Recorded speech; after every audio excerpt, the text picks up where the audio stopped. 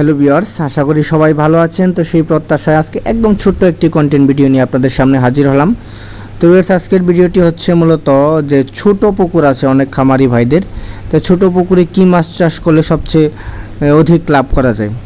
বিশেষ করে অনেকে কার্প জাতীয় মাছ চাষ করতে চায়, রুই, মৃগেল, কাতল ইত্যাদি এই জাতীয় মাছগুলো চাষ করতে চায় 20%, 25% বা 15%, 10% ইত্যাদির পুকুরে।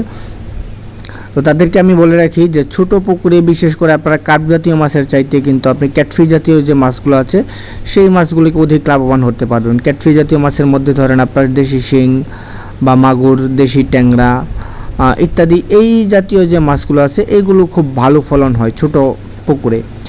বিশেষ করে কার্প জাতীয় রুই, কাতল, মৃগেল ইত্যাদি, মনুসেক্স, তেলাপিয়া এই জাতীয় মাছের জন্য বিশেষ করে আপনার 30% প্লাস বা 30%-এর উপরে যে পুকুরগুলো আছে সেগুলোতে সবচেয়ে ভালো ফলাফল পাওয়া যায়। বিশেষ করে 1 একর, 1 বিঘা বা 2-3 একরের জায়গাগুলোতে তো কোনো কথাই নেই। সেখানে মাছ খুব অল্প খাবারের মধ্যেও মাছ খুব দ্রুত এবং অনেক বড় হয়ে থাকে।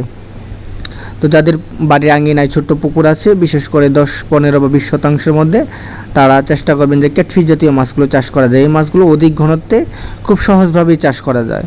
তো যারা মাছ চাষ করতে ইচ্ছুক, আগ্রহী, তারা অবশ্যই আমাদের সাথে যোগাযোগ করতে পারেন। আমরা মাছ চাষ সম্পর্কিত যে কোনো পরামর্শ এবং গুণগত মানসম্পন্ন মাছের পোনা সারা বাংলাদেশে সরাসরি হোম ডেলিভারির মাধ্যমে বিক্রি করে থাকি।